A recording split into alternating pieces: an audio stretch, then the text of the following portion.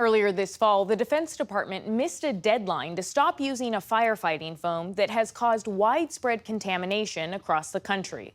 While the military continues its transition away from the toxic foam, it's also beginning a massive cleanup that will take decades and billions of dollars. In the small town of Escata, Michigan, a group of citizens has been fighting to hold the Air Force accountable for contaminating their waterways. In the first of our two-part series, special correspondent Megan Thompson brings us their story. Tony Spaniola and his family have been coming to their vacation home on Van Etten Lake for decades, a relaxing getaway in the wilds of northern Michigan. But in 2016, Spaniola received a troubling letter from the state. I got a letter in the mail from the Michigan Department of Health and Human Services saying, don't drink your water. About a year later, Spaniola began noticing something strange on the lake. It was in December, and my wife woke up and she said, I think it snowed last night. There was foam piled up all along the shoreline. You could see it for miles. All along. Spaniola had learned his tap water, the lake, and this bright white foam were all contaminated with toxic man-made chemicals. It sends you into a different place. It's a shocking kind of thing. So the base is right across the lake. Yeah, you can see the buildings. Yep. It turned out the chemicals were coming from the old Wurtsmith Air Force Base. This was a fire training area. Mark Henry is a retired environmental engineer for the state of Michigan who worked at the base after it closed in 1993. There used to be a big concrete bowl out here with a simulated aircraft on it, and then they would bring the fire trucks in and let the people practice. They were practicing putting out jet fuel fires, dousing the burning planes with a special foam that's been used by the military since the 1970s. It's made from a chemical called PFAS. PFAS is an acronym that stands for per and polyfluoroalkyl substances. Courtney Kerrigan is an environmental epidemiologist at Michigan State University. She studies human exposure to chemicals. PFAS are characterized by a chain of carbons with fluorine bonds and a functional group. One end likes water and the other does not and repels it. Those useful properties mean they're contained in all kinds of common products like nonstick pans, stain-resistant carpet, and food packaging. There are around 15,000 types of PFAS, and increasingly, research shows they can cause a range of health problems, from liver damage to heart disease and cancer. PFAS are often called forever chemicals because they're so persistent in the environment. They don't break down naturally. They move very easily into water and groundwater, and so they end up in our fish and our drinking water. Today, about half the nation's drinking water supply has PFAS in it, and nearly every American has some level of PFAS in their blood. The military is one of the biggest PFAS polluters in the U.S., but the scale of the problem has only recently become widely known, thanks in large part to Wurtsmith, one of the first bases where PFAS contamination was publicly exposed.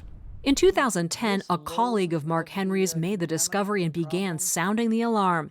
Today, the Pentagon has confirmed or suspects PFAS contamination at more than 700 other sites. There is almost no place you can dig a hole here on the base and not find the PFAS in the groundwater, even to this day, 50 years after the release. But that polluted groundwater hasn't been staying on the base. So these are the plumes of PFAS that are flowing from the former base. Seeping for years into nearby streams and lakes and the tap water of some homeowners like Tony Spaniola. I'm right there, right there. Spaniola, a politically connected attorney, was so alarmed he teamed up with Oscoda resident Kathy Worsterbarth to launch Need Our Water to call attention to the environmental calamity. They gave PBS News Weekend a tour of the areas most affected by those PFAS plumes. So this is a youth camp. It's owned by the YMCA of Detroit, and there is a PFAS plume that flows right underneath. The camp and comes out right here at the shore. This is an area we call three pipes. The water's coming off of the base from the storm sewers, flowing uninterrupted into the Asabo River. Tests found PFAS levels more than 50 times higher than what's allowed by Michigan law. On the day we visited, dozens of people were swimming and boating nearby. About a mile away is a wildlife area called Clark's Marsh, where birds have been found with some of the highest levels of PFAS contamination ever documented. The state has issued 5 separate health advisories for the area, warning, do not eat any fish you catch or animals you hunt. So this lake is highly contaminated on the surface, and when the wind agitates the surface of the water, the foam can build up. Tests conducted by the state have found PFAS levels in the foam as high as 220,000 parts per trillion. The EPA's new standard for drinking water only allows for 4 parts per trillion. What's more, Van Etten Lake and the other contaminated streams drain into Lake Huron, one of the Great Lakes, and a source of drinking water for around 3 million people in the U.S. and Canada. PFAS-contaminated foam has been found on its shores, too. We can't afford to allow this land, this natural resource, to be poisonous for years and years and years to come, and it's got to stop. Spaniola and Worcesterbarth have spent the last 7 years lobbying Congress and the Pentagon to clean up the mess. They can stop the flow of all of these plumes off of the property right now. Wurtsmith is one of the first bases in the country where the Air Force has begun installing PFAS treatment systems, pumping groundwater into huge vats where the contamination is removed. But 14 years after the PFAS discovery, only a fraction of the pollution is being treated. And the Air Force recently announced delays in cleaning up the rest. Some systems won't start operating for another 4 or 5 years. It's just slow motion. This is molasses on a cold winter day.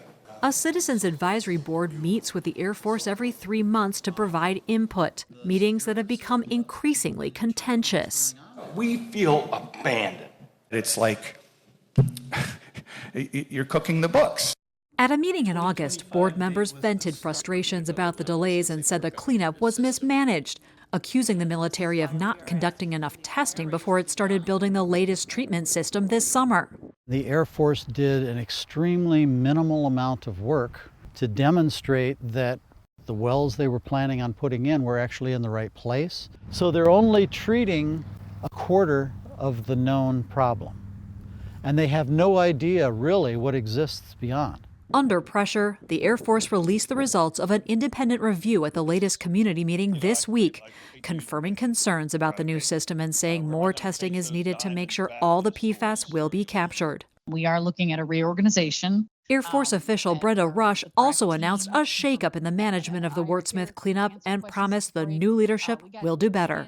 I commit to you that we are going to increase the transparency. We're going to really work hard on accelerating timelines.